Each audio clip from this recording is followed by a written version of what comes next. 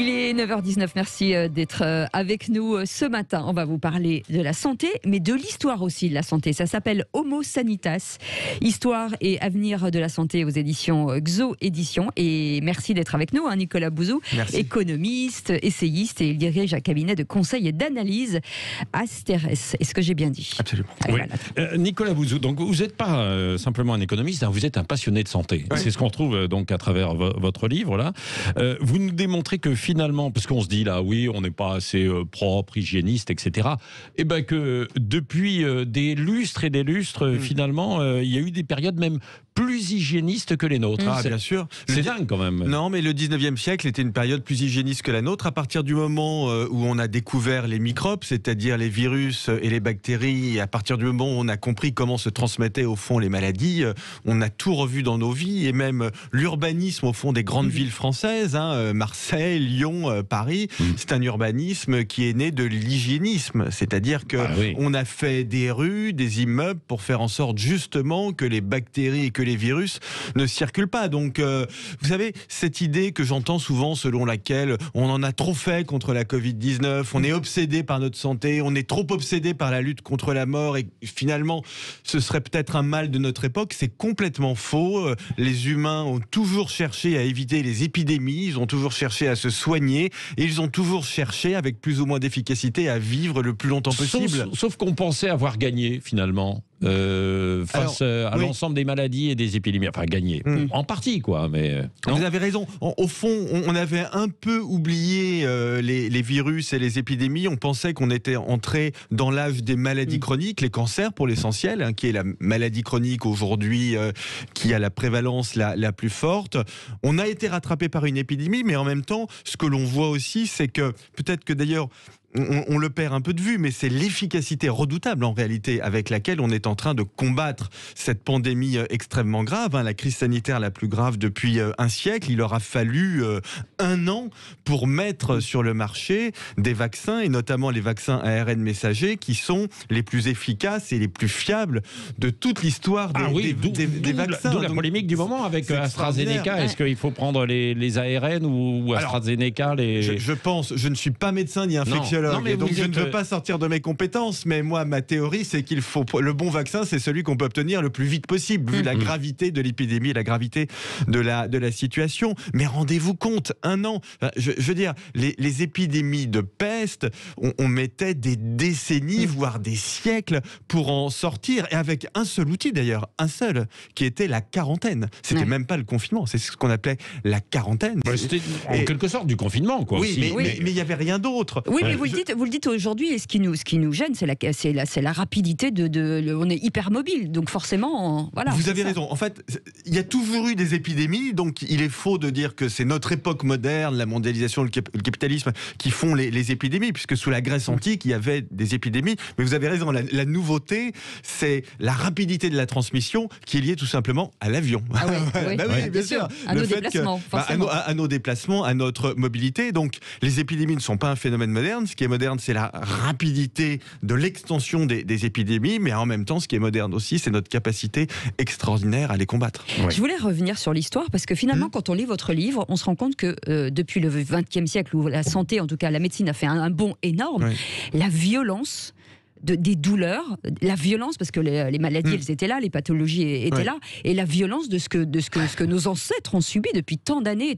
voire des millénaires. Y compris les myolotypes, puisque je prends l'exemple de Louis XIV. Alors pourquoi Louis XIV? Tout simplement parce qu'on a ces carnets de santé qui sont extrêmement détaillés, que chacun peut lire, c'est tout à fait passionnant. Oui, c'est terrible. Alors, Louis XIV, son état de santé a commencé à se dégrader, mais comme nous tous, en réalité, assez tôt, à partir de 45 ans, sauf que nous, à partir de 45 ans, on a tout un tas de moyens très efficaces pour lutter contre les douleurs. Et Louis XIV, à partir de 45 ans, alors je vais éviter les détails, surtout à l'heure du petit déjeuner, parce que chez Louis XIV, ça se passait beaucoup au niveau du fessier. Voilà, exactement. Mais bon, ceux qui ont souffert de ça savent que ça peut être des douleurs, mais qui sont absolument atroces. Les dents, des caries s'étaient infectées, avaient fait un trou dans le palais, si bien que quand il buvait de l'eau, ça ressortait par le nez. Oui. Et puis il avait évidemment tout un tas de rhumatismes, de blessures, d'infections, puisque la moindre coupure dans les conditions d'hygiène de l'époque pouvait causer des infections extrêmement graves. Il n'y avait pas de prise de sang, donc il souffrait d'un diabète, on ne le savait pas. Quand on voulait le soigner, en général, on faisait des saignées, donc qui affaiblissaient le patient et qui aggravaient le mal. Et Louis XIV est mort. On est dur, il est mort tard, mais dans des souffrances, mais qui sont absolument inimaginables. Alors, ce qui est passionnant dans le cas de Louis XIV, c'est que à part son diabète, mais il ne souffrait pas de maladies chroniques. Ça signifie que aujourd'hui, Louis XIV, vous le mettez 24 heures dans un hôpital, c'est réglé. Il ressort comme quelqu'un de 50 ans, si vous voulez. C'est ça. Mais ça veut dire qu'aujourd'hui, la médecine a fait un bond oui, c'est ça. Oui, c'est ça. Mais vous avez raison de dire ça, parce que c'est récent, en fait. Oui. C'est-à-dire que, quand vous regardez les évolutions de l'espérance de vie, vous voyez que vous avez vraiment 2 ruptures. Première rupture liée à la vaccination, deuxième rupture liée aux antibiotiques. Mais la vaccination sous sa forme moderne, donc c'est Pasteur en réalité, fin du 19e siècle. Les antibiotiques, c'est Fleming, la pénicilline avant la Deuxième Guerre mondiale. Mais il suffit pas de faire une découverte pour que l'espérance de vie augmente. Il faut qu'il y ait une industrialisation de cette découverte et que tout le monde puisse y avoir accès. Or, les vaccins à grande échelle, c'est le XXe siècle. Et les antibiotiques, on l'a oublié, mais les antibiotiques à grande échelle, c'est les années 60. Donc c'est extrêmement récent. Comme le gel hydroalcoolique d'ailleurs. Le gel hydroalcoolique, je monte parce que j'en ai devant moi, mais a été inventé aussi dans les années 60. Donc imaginez l'épidémie de grippe espagnole en 1918, qui a été terrible, pire que l'épidémie de la Covid-19, mais on avait quasiment rien en fait. Un peu d'alcool, un peu de savon, et puis on s'isolait les uns les autres. Oui, mais Nicolas Bouzou, alors il y a une question, vous avez parlé de l'allongement de la durée de vie, de l'espérance de vie en fait aujourd'hui. Il y a une question qui se pose dans notre société, est-ce qu'il faut soigner tout le monde? Et jusqu'à quel âge? Là, le débat, il est un peu tabou quand même. Quoi. Mais moi je le pose. J'ai beaucoup réfléchi à cette question depuis très longtemps, à la fois est-ce qu'on peut proposer des traitements, y compris des traitements très coûteux. Il y en a aujourd'hui qui coûtent plusieurs millions d'euros par personne. Et est-ce qu'il faut soigner les gens, même des gens qui sont très âgés? Alors moi je réponds oui. Après y avoir beaucoup réfléchi, pas par démagogie, on se connaît un peu, je dis les choses, mais je pense oui qu'il faut soigner tout le monde pour 2 raisons. Alors déjà, tout simplement, pardonnez-moi de revenir à ma formation d'origine, mais souvent une raison économique. Prenez des maladies orphelines, donc des maladies très rares mais très graves qui touchent des jeunes. C'est pour ces maladies que les traitements peuvent être très coûteux, 1 million, 2 millions d'euros. Mais en réalité, évidemment, il faut soigner les jeunes pour des raisons morales, mais sur le plan économique, pour la société, c'est très bien de dépenser 1 million, 2 millions d'euros pour une personne, parce qu'en réalité, tout au long de sa vie, ce qu'elle va apporter à la société, sous forme de travail, de consommation, d'investissement, c'est beaucoup plus. Sera rendu au quintuple, oui. Oui, exactement, c'est beaucoup plus que cet argent. Question plus difficile, qui là est une question morale. C'est ce que l'on appelle, alors j'aime pas du tout cette expression, mais c'est ce qu'on appelle parfois la dernière chimiothérapie. Vous avez quelqu'un qui a 90 ans, qui souffre d'un cancer depuis 10 ans. Est-ce qu'il faut essayer un traitement expérimental, le dernier traitement qui coûte cher? Alors en réalité, la réponse est oui. Là aussi, on peut en débattre d'un point de vue moral, mais même du point de vue de l'efficacité. J'en ai beaucoup parlé, notamment avec le professeur David Kayat. La dernière chimiothérapie, dans 9 cas sur 10, elle va pas marcher. Et dans 1 cas sur 10, elle va marcher. C'est évidemment important pour le patient, mais c'est important pour la médecine. Pourquoi elle a marché? Vous voyez, et c'est comme ça aussi que la science avance. Vous savez, je suis quelqu'un de très rigoureux, je vous promets. Enfin, vous le savez, en matière de dépenses publiques et de finances publiques, mais dépenser pour la santé, vraiment, c'est quasiment toujours un bon investissement. Et comme vous le disiez, la société, au-delà de la personne, la société s'y retrouve. Bon, vous avez des questions à poser à Nicolas Bouzou. Je sais qu'il y en a déjà au 0826 300 300. Allez-y, Histoire et avenir de la santé, Homo Sanitas aux éditions XO. Nous sommes encore là jusqu'à moins le quart, moins 10, et après on va chanter. Nicolas Bouzou, si vous voulez chanter pour The Voice, voilà. Vous gardez. Attention, il va y avoir un candidat. On fera des quatuors tout de suite. Ça s'appelle Homo Sanitas, histoire et avenir de la santé. On en parle ce matin avec Nicolas Bouzou, économiste et essayiste. Et bien sûr, on l'a dit, il dirige un cabinet de conseil et d'analyse. Et vos appels, comme tous les matins, 0826 300 300 avec Olivier qui est avec nous. Bonjour Olivier. Bonjour. Bonjour. Alors Olivier, question et votre réflexion autour de la santé. La santé et le progrès. Alors, il y a une partie où je suis d'accord, il y a une partie qui a défini votre invité qui m'a fait littéralement bondir. Ah, Alors, Nicolas Bouzou, c'est-à-dire, c'est bien, dites-nous. ça c'est bien, Alors, ça c'est bien. Comme ça, il va y avoir du débat. Voilà. Voilà, pour la partie innovation et avancée, je vais vous donner un exemple bien précis, ça viendra après. Pour la partie vaccination. Ouais. Alors pour la partie vaccination, étant dans le métier, je peux vous dire actuellement, concernant le problème qui nous occupe au quotidien depuis plusieurs mois, Ouais. moi je suis complètement contre le vaccin. Alors pourquoi ? Parce que les ARN messagers aujourd'hui n'ont pas été suffisamment testés, et aujourd'hui rien ne vous permet de dire à qui que ce soit sur cette planète qu'il n'y aura pas des effets secondaires à 1 an ou à 2 ans. Alors, je donne un exemple tout simple. Quand il y a eu le vaccin du H1N1 qui est arrivé, on a découvert 1 an et demi après qu'il y avait des narcolepsies à répétition. Et c'était complètement inexplicable et complètement... on ne peut pas traiter. Donc moi, je ne me ferai pas vacciner sur des vaccins type ARN. Bon, premier point, et ça, on va répondre avec Nicolas Bouzou. Oui. Deuxième, Voilà. Olivier. Oui. Deuxième point, la vaccination type DT polio, comme tout le monde a pu connaître, oui, je suis complètement pour. Ouais. Voilà. Donc aujourd'hui, il faut prendre du recul dans ce qu'on fait, que ce soit du vaccin, de la prothèse chirurgicale, des innovations en suture médicale, il faut prendre le temps. Malheureusement, ces messieurs de AstraZeneca, de Pfizer ont coupé à travers champs, d'accord ? Et il n'y a pas suffisamment de recul. Donc, mettons dans 1 an et demi, il y a d'énormes effets secondaires sur ce qu'ils ont fait. Mais mettons des décès à répétition. Je prends un scénario hyper catastrophe. Des décès à répétition sur des gens qui ont été vaccinés. Alors imaginez bien que vous allez rayer de la carte un pays comme Israël ou l'Angleterre parce qu'on n'aura pas suffisamment fait attention. Oui. Alors, oui, bon, Non, mais c'est une réserve, Olivier, c'est une réserve qui s'entend, et d'ailleurs qui est partagée. Après, il y a d'autres réponses. Nicolas Bouzou. Alors, je précise quand même que Nicolas n'est pas un spécialiste médical. En revanche, il est un économiste et quand même passionné par la santé, et il a beaucoup écrit là-dessus. Et évidemment, il se renseigne et il travaille beaucoup sur l'économie aussi de la santé. Absolument. Alors, vous avez tout à fait raison. Je le redis, je ne suis pas médecin, ni épidémiologiste, ni infectiologue, donc j'écoute ce qu'ils me disent, et eux me disent, la quasi-totalité, que a priori, ils ne voient pas de raison que ces vaccins génèrent des effets secondaires délétères. Mais j'entends bien cet argument, mais moi, ce qui m'inquiète, c'est le virus, en fait. Beaucoup plus que le vaccin, puisque évidemment, la santé, elle avance toujours en évaluant des bénéfices et des risques. Vous avez des maladies graves pour lesquelles on donne des médicaments, des thérapies qui ont des effets secondaires redoutables. Quand vous subissez une chimiothérapie, eh bien, vous pouvez avoir des effets secondaires des années après. Et simplement, on vous propose cette chimiothérapie parce que c'est un moyen aujourd'hui très efficace de lutter contre une maladie qui est une maladie souvent grave. Donc, pour la question des vaccins, c'est un peu la même chose. Nous sommes dans la crise sanitaire la plus grave depuis 100 ans, dans la crise économique et sociale la plus grave depuis 80 ans. Le compteur de la pauvreté augmente en permanence, le compteur du chômage, le compteur de la dette publique, dette des entreprises, etc. Et le seul moyen d'arrêter ça, c'est le vaccin. C'est la raison pour laquelle je suis un passionné du vaccin, parce que c'est le meilleur. Vous avez raison de rappeler que je suis économiste. Le vaccin, c'est le meilleur outil de politique économique. Oui. Si on veut retourner dans les restaurants, dans les salles de spectacle, dans les cinémas, on en a tous très envie, il faut se faire vacciner. Non, mais Olivier, sinon il y aura un autre moyen. Il y aurait un autre. Je suis toujours pas d'accord. Non, mais je m'en doute bien. Le vaccin n'est pas la solution, c'est le traitement la solution. Aujourd'hui, on a agité le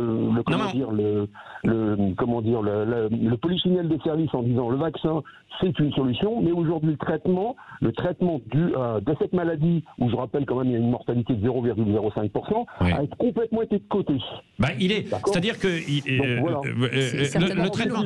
Non, mais on est tous d'accord. S'il y a un traitement, et si les traitements, j'en veux aussi. Oui, tout le monde en veut. Bon, alors il y en a qui marchent un petit peu, plus ou moins, et puis on continue, je pense, d'innover là-dessus, et peut-être qu'on y arrivera, quoi. Mais bon. Ceci dit, d'ailleurs, vous dans votre livre, vous revenez beaucoup sur l'ensemble l'ensemble des traitements qu'on a mis en place, pas que les vaccins, quoi, aussi. Mais bien sûr, regardez, un domaine dont je parlais il y a quelques instants, celui de la cancérologie. Aujourd'hui, vous avez une révolution thérapeutique extraordinaire dans le domaine de la cancérologie. Vous avez des nouveaux traitements qui arrivent tous les mois, tous les 2 mois, et on propose aujourd'hui à des patients pour lesquels il n'y avait pas de solution il y a 2 ou 3 ans, sur des maladies graves, des cancers du poumon, des mélanomes métastasés. Aujourd'hui, on propose des thérapies, notamment ce qu'on appelle les immunothérapies, qui potentiellement peuvent non seulement les soigner, mais les guérir. Pas tous, il ne faut pas raconter n'importe quoi, mais on voit bien qu'on y va. On voit bien que le progrès est exponentiel, et l'histoire de l'innovation en santé, c'est toujours comme ça.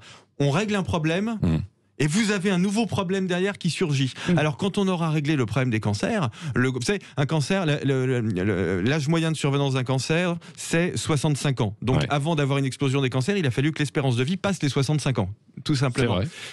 Le prochain grand défi, c'est bien évidemment les maladies neurodégénératives, puisque là, en moyenne, elles arrivent à 80-85 ans. On voit qu'on est sur ces niveaux d'espérance de vie, d'accord ? Et donc, on va avoir beaucoup plus de maladies neurodégénératives, donc en effet Alzheimer, Parkinson, etc.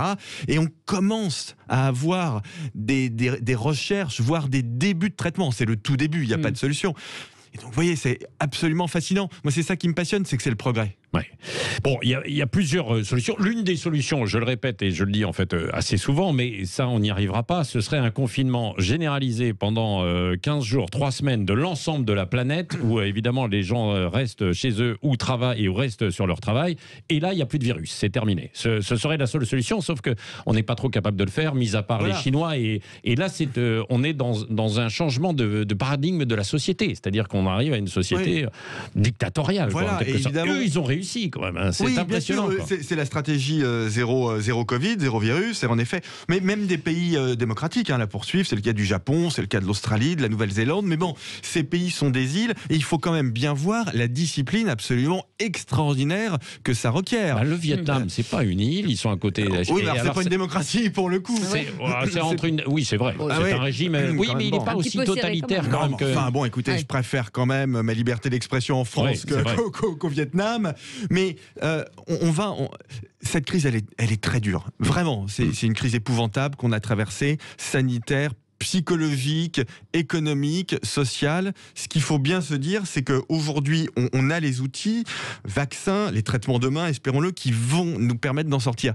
Et donc, il faut qu'on se dise, mais qu'est-ce qu'on a appris de cette crise ? Qu'est-ce qu'on peut faire de mieux pour l'avenir ? Comment on organise mieux le système de santé ? Parce que dans cette crise terrible, le bon côté, c'est qu'on a appris plein de choses. Regardez, les hôpitaux, les personnels hospitaliers me disent, ce qu'on a bien vu, c'est qu'au pire de la crise, là, au mois de mars, on nous a laissé nous organiser un peu comme on voulait, on a un peu court-circuité les process, la bureaucratie, etc.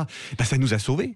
Ça a fonctionné. Vous voyez, c'est intéressant. Quand vous faites confiance aux gens sur le terrain, les choses, finalement, elles fonctionnent mieux. Qu'est-ce qui ne fonctionne pas aujourd'hui avec la vaccination ? C'est justement la suradministration, la bureaucratie, tout est lent, tout est compliqué. Et puis, il n'y a pas de problème d'acheminement et de fabrication de doses. Il y a les deux, en fait. Il y a les deux. Non, mais il y a les deux, parce que là, en ce moment, des doses, sur le vaccin AstraZeneca, on a dû injecter 25% des doses, 25 à 30% des doses. Donc, il y en a quand même beaucoup qui dorment dans des congélateurs. Donc il y a les deux, vous avez raison, il y a ce problème de dose parce que l'Union européenne n'a pas bien passé les commandes, mais il y a aussi le problème de l'administration. Et puis vous pose... Cécile. Est-ce que vous étiez, vous, enclin, justement, toute une frange de la population parlait de mettre de côté, en tout cas de protéger les personnes les plus vulnérables et de laisser les autres, finalement, vivre normalement. Est-ce que c'était un projet qui pouvait... Pas du tout. Moi, j'ai toujours été contre ça, parce que je considère que faire société, c'est être tous ensemble, et j'aime pas du tout l'idée selon laquelle, on va dire, aux gens de plus de 75 ans, vous allez rester chez vous, on va vous confiner, d'autant plus que si on le dit aux gens de plus de 75 ans, il faut aussi le dire aux gens qui ont ce qu'on appelle des comorbidités, c'est-à-dire qui peuvent décéder de la Covid-19, ce qui est le cas par exemple des gens obèses. Alors vous allez dire aux gens obèses, vous restez chez vous, et comment ça va se passer, les contrôles policiers dans la rue, enfin vous voyez, tout ceci me paraît extrêmement complexe et pas souhaitable. En revanche, je suis favorable à ce qu'on appelle le passeport sanitaire. Juste pendant l'état d'urgence, pas en général, mais pendant quelques semaines ou quelques mois. C'est ce que fait un pays comme le Danemark. C'est-à-dire que vous avez une petite application sur laquelle vous pouvez avoir, donc soit vous prouvez que vous êtes vacciné, soit vous avez fait une prise de sang comme vous avez déjà été malade, vous avez des anticorps, ou alors vous avez un test négatif. Et avec ça, vous pouvez aller au restaurant, au cinéma, dans la salle de spectacle, dans les salles de sport. Ça permettrait de rouvrir là tout de suite les restaurants, les salles de spectacle, les salles de sport. Ah, mais il y en pour a aller qui au disent concert, fichage, etc. traçage, etc. Donc oui, on rogne sur nos libertés. Non, mais nos libertés en ce moment, je sais pas vous, mais enfin, on est enfermés chez nous à partir de 18h. On peut pas aller au restaurant. Le week-end, certains de nos auditeurs ont même pas le droit de sortir le week-end. Ça veut dire qu'il faut faire un effort collectif. Bien sûr, faut faire quand vous faites face à une crise aussi grave, il faut se dire chacun doit faire un effort. Oui. Allez, 0826 300 300 des appels. Qui est en ligne? Bonjour. Bonjour. David. Oui, bonjour. Bonjour. David de Paris, je crois. Merci de m'écouter. Exactement. Oui. En fait, ce qui me frappe souvent dans ces argumentaires, c'est le lien direct de cause à effet entre le vaccin parce que les mesures sont insupportables et pas pour des raisons sanitaires. Ouvrir des restaurants, ça nécessite pas de vacciner la population, ça nécessite des choix politiques. Et donc en fait, ce qui me frappe un petit peu, elle est toujours faite partout, cette relation directe entre la vie est insupportable, il faut qu'on se vaccine. Moi, je trouve pas que ce soit le bon argument. Je trouve que l'argument à avoir, c'est pour des raisons sanitaires, on doit se vacciner, vaccinons-nous. Mais pour ouvrir les restaurants, pour moi, ça dépend de choix politiques, sachant qu'il n'y a même pas d'études qui prouvent directement, par exemple, que le confinement est efficace, donc le couvre-feu à 18h est efficace. Donc moi, ce qui me dérange un petit peu, c'est toujours cette relation de cause à effet qui, pour moi, n'existe pas. Elle est totalement virtuelle. Oui. Après, c'est le fonctionnement de l'économie, quoi. C'est pour ça ce que vous défendez, vous, Nicolas Bouzou. Alors maintenant, oui. Bon, pendant un an, on a fait passer la santé des gens avant l'économie, ce qui montre d'ailleurs que notre civilisation est moins matérialiste que ce qu'on a bien voulu dire, puisque c'est la première fois dans l'histoire de l'humanité, ça n'était jamais arrivé, c'est la première fois qu'on fait ce choix. On dit, on protège les plus faibles. Tout ceci aura un coût économique très important, mais on l'assume. Et en France, on a énormément aidé les gens via le chômage partiel, les entreprises. Alors, pas tout le monde, malheureusement. Il y a des gens, notamment les indépendants, les petits commerçants, qu'il était plus difficile d'aider. On l'a fait un peu, mais avec moins d'efficacité que les salariés. Mais globalement, je trouve que ce qui a été fait, quand même, du point de vue moral, je vais choquer beaucoup d'auditeurs, évidemment, mais je trouve que c'est quand même assez remarquable. Mais maintenant, il faut en sortir. D'ailleurs, non pas simplement pour des raisons économiques. Moi, je suis économiste, mais pour des raisons psychologiques. Vous savez, moi, vous savez ce qu'ils me disent, les patrons de restaurants ou de salles de sport? Ils me disent, Monsieur Bouzou, ce que fait le gouvernement sur les aides, c'est bien, on peut encore tenir quelques semaines, mais on n'en peut plus. Bien sûr. Ça fait un an. Imaginez, vous êtes un gérant de salle de sport qui m'a arrêté dans la rue, il m'a dit, Monsieur Bouzou, ça fait un an que je suis chez moi, cette entreprise que j'ai créée il y a 3 ou 4 ans, ça fait un an que je n'ai pas le droit de travailler, mais psychologiquement, c'est d'une difficulté épouvantable. C'est pour ça qu'il faut là. Est-ce qu'on ne va pas un tout petit peu trop... Oui, David, allez-y.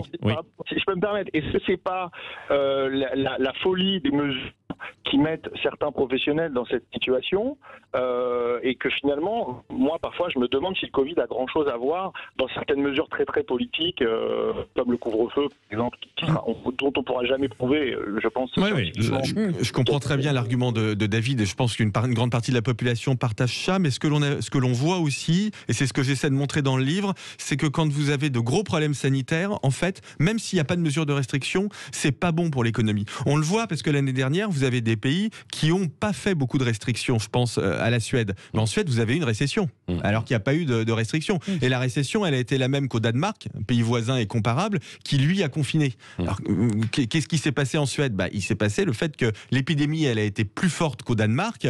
Et du coup, même s'il n'y a pas eu de restrictions, les gens, ils ont eu peur, ils sont restés chez eux, ils ne sont pas allés au restaurant, ils n'ont pas envoyé leurs enfants à l'école. Et on l'a vu aussi aux États-Unis, dans les États dans lesquels il n'y a pas eu de mesures, en fait, on a aussi des problèmes économiques. Donc, vous voyez, la santé et l'économie, c'est pas antagoniste. Il faut des gens plutôt en bonne santé pour une économie prospère, et il faut une économie prospère pour avoir de l'argent pour investir dans la santé. Oui, et puis ce que je retiens, c'est ce que vous avez dit tout à l'heure aussi, il faut que sur le terrain, on laisse un petit peu... Non mais c'est vrai, et puis de la souplesse, et c'est pour ça on parle un peu de la régionalisation en France, bien du fait qu'on soit beaucoup trop centralisé, et on pourrait prendre des mesures comme ça. Merci, c'est passionnant, on pourrait rester encore avec vous un petit peu, mais on va chanter dans un instant. Nicolas Bouzou, Homo Sanitas, Histoire et avenir de la santé aux éditions XO. Merci à vous, donc Olivier, David, et puis les autres qui appelaient au 0826 300 300.